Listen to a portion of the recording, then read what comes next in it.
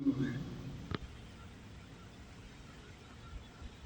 एक अढ़ाई लिखते ज्ञान पंथ कृपा के था।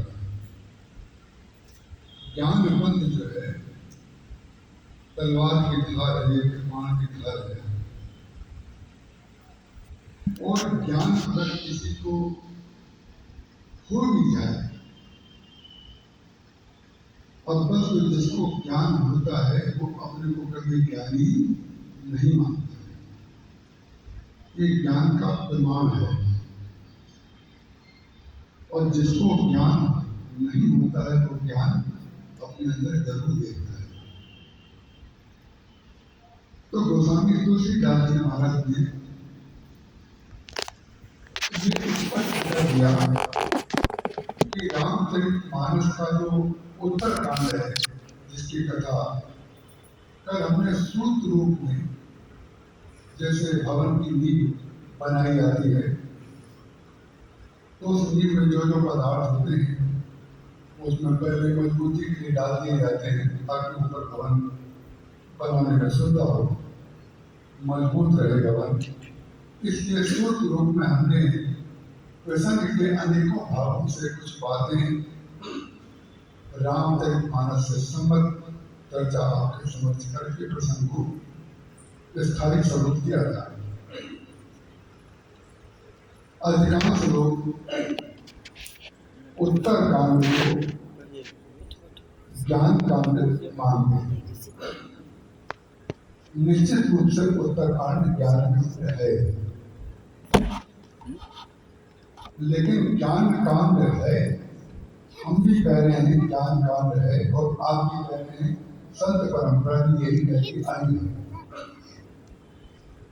लेकिन आप जरा ध्यान से ये बात सुने कि जब भगवान शंकर ने पूरी रामचरितमानस पार्वती जी को सुना दी, उसके पश्चात उन्होंने पूछा कि आपको और कुछ सुनना बाकी तो नहीं है? जब और कुछ सुनना बाकी तो नहीं ये पूछा, तब उन्होंने ज्ञान का जो रस तत्व है उसकी जिज्ञासा करते। कौन सा रस तत्व होता है ज्ञान का? बोले ज्ञान का रस जो है भक्ति है, और भक्ति का रस ज्ञान है। आटे में पानी मिलाए बगैर आटा 1 रुपया किलो भी नहीं मिलेगा। यदि कोई ये कहे कि आटे में पानी मिलाए बगैर या घी मिलाए बगैर हम आटे का कोई उपयोग कर लेंगे तो मात्र उसका उपयोग जानवरों के खाने के काम आएगा, मनुष्य के लिए उसका कोई उपयोग नहीं होगा। तो सामान्य सी वस्तु भी जब द्वितीय को स्वीकार करे बगैर अद्वितीय नहीं होती है, तो ज्ञान भक्ति को मिलाए बगैर और भक्ति ज्ञान को मिलाए बगैर अद्वितीय स्वरूप नहीं स्वीकार कर सकते। पार्वती जी ने रामचरितमानस की कथा सुनने के पश्चात भगवान शंकर से कहा कि मैं कथा सुनकर के धन्य हो गई, धन्य हो गई और धन्य हो गई। धन्य धन्य मैं धन्य पुरारी, सुनो राम तुम हो गए भाई। मैं धन्य हो गई, कथा सुनकर के धन्य हो गई और धन्य हो गई। साहित्य की दृष्टि से आप इसमें पुनरुक्ति दोष का एक क्वेश्चन मार्क लगा सकते हैं कि गोस्वामी तुलसीदास जी महाराज ने इसमें 3 बार धन्य धन्य धन्य कहने की क्या आवश्यकता थी? ऐसा पुनरुक्ति दोष गोस्वामी जी ने रामचरितमानस में कई बार किया है। लेकिन ये पुनरुक्ति दोष तब तक आपको केवल दिखेगा जब तक आप गोस्वामी जी में साहित्य दर्शन करना चाहेंगे। जब गोस्वामी जी की आत्मा में, उनकी भक्ति में, उनके हृदय में प्रवेश कर जाएंगे तो दोष दिखना बंद हो जाएगा अपने दोष और निकल जाएंगे अंदर से। तो अपने दोष होंगे वो और निकल जाएंगे। उसका कारण क्या है? शबरी जी ने यही कहा था, अधम ते अधम अधम अति नारी। 3 बार अधम अधम अधम कहा, मैं अधम हूं, मैं अधम हूं, मैं अधम हूं। फिर आप कहेंगे मेरी कोनो दोष है, लेकिन इतने बड़े साहित्य का सृजन करने वाला महापुरुष, क्या उसकी कृति में कोई एक अनुस्वार का भी दोष हो सकता है क्या? हमारे पूज्य गुरुदेव श्री राम के गढ़ महाराज, जिन्होंने सारा जीवन रामचरित मानस में किया और उन्होंने अपने रामचरित मानस के अतिरिक्त ना कोई ग्रंथ का सहारा लिया और चित्रकूट के अतिरिक्त ना कोई तीर्थ का सहारा लिया। महाराज जी का एकमात्र आराध्य तीर्थ जो था वो चित्रकूट था। बोले और जगह तो मैं बुद्धि से जाता हूँ, धाम की महिमा है, मैं जाता हूँ। इसका तात्पर्य क्षमा करिएगा, मैं किसी भाव भूल में बोल रहा हूँ, इसमें कहीं आप काशी की आलोचना न समझ लीजिएगा। क्योंकि काशी के नाम पर एक बार महाराज जी ने मुझे बहुत बुरी तरह डांटा था। एक शब्द मेरे मुंह से कभी किसी व्यक्ति के संदर्भ में निकल गया था, तब महाराज जी ने बात कहा था, तुम बहुत अयोग्य व्यक्ति हो, तुम काशी की महिमा को क्या जानो। तो महाराज जी का तात्पर्य ऐसा नहीं है। महाराज जी तो बद्रिकाश्रम भी गए थे, अयोध्या के ठाकुर जी के साथ न जाने कितनी स्मृतियां छपी हुई हैं, मुझे मालूम है, और न जाने कितने तीर्थों में महाराज जी जाते थे। लगभग साथ सभी तीर्थों में गए होंगे, जगन्नाथपुरी बार बार जाते थे, काशी तो हर वर्ष आते थे और महाराज जी का काशी से अभिन्न रूप से संबंध था। लेकिन मैं किसी भावभूमि में इससे कह रहा हूँ कि महाराज जी का आधार, कोई भी व्यक्ति का कोई केंद्र तो होता है ना आस्था का, तो महाराज जी की आस्था का केंद्र रामचरित मानस ग्रंथ के रूप में था और तीर्थ का आस्था के रूप में चित्रकूट था। तो किसी व्यक्ति ने आकर के महाराज जी से कहा कि महाराज जी इसमें ये अशुद्धि दोष है, ये अशुद्धि दोष है, ये पुनरुक्त दोष है। बोले भाई आपकी दृष्टि में दोष दिखाई देता होगा, हमें दोष दिखाई नहीं देता। अधम थे अधम अधम नारी, शबरी जी कह रही है और पार्वती जी कह रही है, धन धन में धन पुरारी, सुनो राम गुण भव बहारी। 3 बार धन कहने का तात्पर्य क्या है? 3 बार अधम कहने का तात्पर्य क्या है? पार्वती जी ने राम कथा सुनने के पश्चात 3 बार धन धन इसलिए कहा, मेरा भूतकाल में जो दोष था वो भी निकल गया, जो वर्तमान में दोष मेरा था, मैंने संशय किया था, वो भी निकल गया। मुझे विश्वास है कि मैं विश्वास रूप शिव से मैंने जब कथा सुनी है तो मेरा भविष्य में भी कोई दोष नहीं रहेगा। ये है अधम अधम, यही है धन धन धन। और शबरी जी कह रही है मैं अधम हूं, मैं अधम हूं, मैं अधम हूं। शबरी जी भले ही कहें मैं अधम हूं, लेकिन भगवान श्री राम ने तो अधम को कभी अधम माना ही नहीं। भगवान राम ने अधमों को अपने हृदय से रखाया। आपको ये जानकर के बड़ा आश्चर्य होगा, सब लोग कहते हैं सबसे पहले राम राज्य की कल्पना दशरथ जी के हृदय में आई है। ये वाला शब्द ये कहां से आया है मालूम है? ये शब्द केवल सुन करके आया है। जरा विचार जरूर कर लीजिएगा जो बात कही जा रही है। सबसे पहले दशरथ जी के मन में राम राज्य बनाने की कल्पना आई, राम राज्य बनाने की कल्पना आए और कल्पना पूर्ण ना हो, ये तो असंभव है, ये तो हो ही नहीं सकता कभी। दशरथ जी के मन में राम राज्य बनाने की कल्पना नहीं आई। दशरथ जी के हृदय में तो राम को युवराज बनाने की कल्पना आई थी। तो ये राम राज्य शब्द कहां से निकल पड़ा? राम राज्य शब्द निकला कहां से? ये आया कहां से? राम ने जो चरित्र किया उस चरित्र का नाम है राम राज्य। राम राज्य किसी की कल्पना का नाम नहीं है।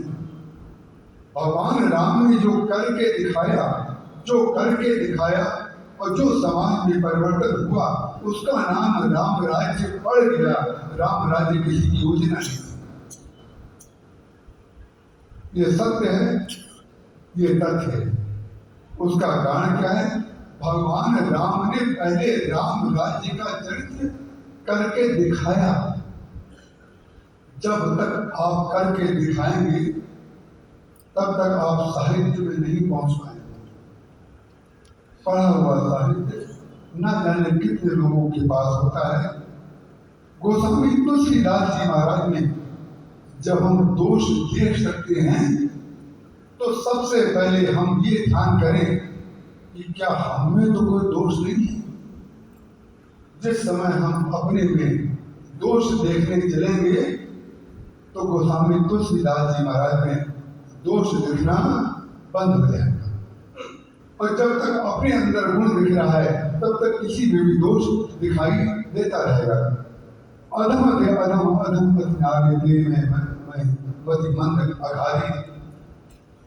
जब सबरी जी कह रही हैं तो करीब एक तो अधम में जाति से भी, एक बार अधम जाति के लिए कहा और एक बार अधम अपने अज्ञानता के लिए कहा। मुझे कोई ज्ञान नहीं है, मेरे पास कोई ग्रंथों का अध्ययन मेरे पास नहीं है, मैं अज्ञानी हूं। और एक बार अधम उन्होंने अपने को स्त्री बता करके कहा। लेकिन विचित्र बात है, जब उन्होंने जाति का नाम लिया, जब मैं गंवार हूं ये कहा और मेरे पास कोई योग्यता नहीं है, तब भगवान ने नवधा भक्ति का जो उपदेश लोग कहते हैं कि नवधा भक्ति का उपदेश भगवान राम ने सबरी जी को दिया। नवधा भक्ति का उपदेश भगवान ने सबरी जी को नहीं दिया। उन्होंने भगवान राम ने नवधा भक्ति के द्वारा सबरी जी की स्तुति की। इसका प्रमाण क्या है? बोले नौमो जिनके एकम होई, नारी पुरुष सचराचर होई, सोई अतिशय प्रिय भामनी मोरे, सकल प्रकार भगत गण तोरे। तुम्हारे अंदर सारी भक्ति एक साथ है। और क्या कहा? सबसे पहले जब नवधा भक्ति का वो उपदेश इसको कहते कर रहे थे तो उन्होंने अधम शब्द जो अपने लिए जाति के लिए कहा। इस देश का सबसे बड़ा दुर्भाग्य जो बना है वो है जाति। हमारे शरीर में मालूम है कितनी जातियां हैं? हमारे शरीर में उतनी ही जातियां हैं जितनी जातियां बाहर हैं। आपके दाढ़ी के बाल बढ़ गए तो उसका नाम दाढ़ी हो गया। आपकी चक्षु का नाम आंख है। ये जो कर्ण रंध्र है इनका नाम कान है। ये नासिका है, ये जीभ है, ये पैर है, ये घुटना है, ये कोहनी है, ये क्या है? बोले यह अंगूठा है, ये तर्जनी है, ये मध्यमा है, यह नामिका है, ये कनिष्ठिका है। ये जातियां हैं कि नहीं? लेकिन सब की सब अलग अलग जातियां हैं। लेकिन वो जो जातियां हैं वो किसकी जातियां हैं? एक शरीर की जातियां हैं। एक शरीर के अलग अलग भागों का नाम जाति डाल दिया जाता है। जाति डाला क्यों जाता है? जैसे आप सब्जी खरीदने के लिए जाएं बाजार में, कोई घर वाला व्यक्ति आपसे कहे कहाँ जा रहे हैं, या आपका मित्र कोई मिल जाए कि कहाँ जा रहे हैं, तो आप कहेंगे सब्जी लेने जा रहे हैं, निश्चित रूप से आप यही कहेंगे। लेकिन जब सब्जी लेने जा रहे हैं आप ये कहते हैं, तो सब्जी की दुकान पर जाकर के क्या ये कहते हैं कि 1 किलो सब्जी दे दीजिए? नहीं, दुकान पर जाकर के सब्जी की आप एक विभाग कर देते हैं। उसका क्या विभाग करते हैं? बोले आधा किलो आलू दे दो, आधा किलो भिंडी दे दो, 100 ग्राम धनिया दे दो, 50 ग्राम मिर्च दे दो। ये क्या है? जो सारी चीज लेने चले थे, गए थे अद्वितीय बनकर के, गए थे अद्वितीय बनकर, लेकिन वहां पर जाकर के जब तक द्वितीय का आप आश्रय नहीं लेंगे तब तक आप उसको समझा ही नहीं पाएंगे। सामान्य सा सब्जी बेचने वाला भी आपसे ये कहेगा, भाई सब्जी का नाम तो बताइए, कौन सी आप सब्जी लेंगे? तो परिणाम क्या होगा? कितना भी व्यक्ति पढ़ा लिखा क्यों ना हो, योग्य हो, जब तक वो अद्वितीय का द्वितीय विभाजन नहीं करेगा तब तक वो सामने वाले को समझा नहीं पाएगा। तो ये जो जातीय विभाजन है, ये जातीय विभाजन केवल मात्र व्यवहार के लिए है, उसको हमने तत्व से जोड़ दिया। परिणाम क्या हुआ? हम एक एक एक एक करके बढ़ते चले गए, बढ़ते चले गए। परिणाम क्या हुआ? किसी व्यक्ति ने अपने को श्रेष्ठ मान लिया, किसी व्यक्ति ने अपने को कनिष्ठ मान लिया, छोटा बड़ा मध्य ये बना बना करके, ये केवल कोई बेले की माला है, कि फूल की माला है, कि कमल की माला है, ये सब अलग अलग जातियां हैं। विचित्र बात है, जो सृष्टि में आनंद लेने के लिए जो वस्तु बनाई गई, हमने उसी को दुख का कारण बना दिया। अगर बाजार में सारे के सारे फूल एक ही रंग के मिले तो बताइए आप गुलदस्ता कैसे बनाएंगे? माला में आप सौंदर्य कैसे लाएंगे? सौंदर्य जो आता है वो विभाजन से आता है। जब तक विरोधी रंग नहीं होगा तब तक आप कोई सृजन कर ही नहीं पाएंगे। जितने भी कलाकारों ने बड़ी बड़ी पेंटिंग बनाई है, कलाकृतियां की हैं, उस कलाकार की विशेषता तो है, हम मानते हैं, लेकिन कलाकार के पास अगर रंग भेद का ज्ञान ना होता तो जन्म कैसे देता? तो जो भेद होता है वो सृजन के लिए होता है, विघटन के लिए नहीं होता। यदि आपको काले रंग से लिखना है, काले रंग से लिखना है, तो काले रंग से लिखने के लिए आपको पीछे बैकग्राउंड में सफेद की आवश्यकता पड़ेगी, और सफेद से लिखना है तो आपको काले की आवश्यकता पड़ेगी। उसका कारण यह है, जब तक विपरीत परिस्थिति, विपरीत वस्तु को आप स्वीकार नहीं करेंगे तब तक आप किसी कला को जन्म नहीं दे पाएंगे।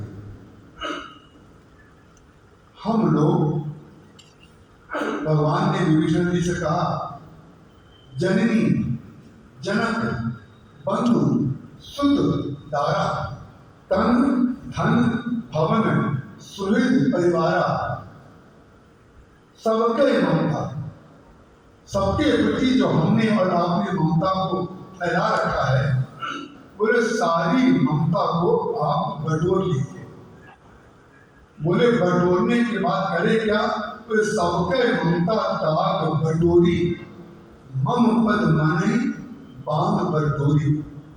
तो 10 का विभाजन है उसको एक के पैर से बांध दीजिए, बस। जो फैलाव है हमारा, जो विभाजन है, उसको एक से बांध दिया जाए, जैसे वृक्ष की शाखाएं होती हैं। लेकिन शाखाओं के मूल में आप जाएंगे तो आपको पता चल जाएगा कि जो भी शाखाएं हैं, जो भी पुष्प हैं, जो भी फल हैं, वो एक ही मूल का विस्तार दिखाई दे रहा है। भगवान कहते हैं कि संसार में जो भी प्राप्त है आपको, वही पूछे। देखिए भक्त कैसे रस पैदा करते हैं, और भक्त कैसे अपने जीवन में आनंद का अनुभव करते हैं। भगवान की कृपा से हमें ये मिल गया, भगवान की कृपा से घर अनुकूल मिल गया, भगवान की कृपा से पत्नी अनुकूल मिल गई, भगवान की कृपा से बच्चे बड़े अनुकूल हैं, भगवान की कृपा से हमें ये मिल गया। यही है सबके ममता तार मधुरी। रस्सी को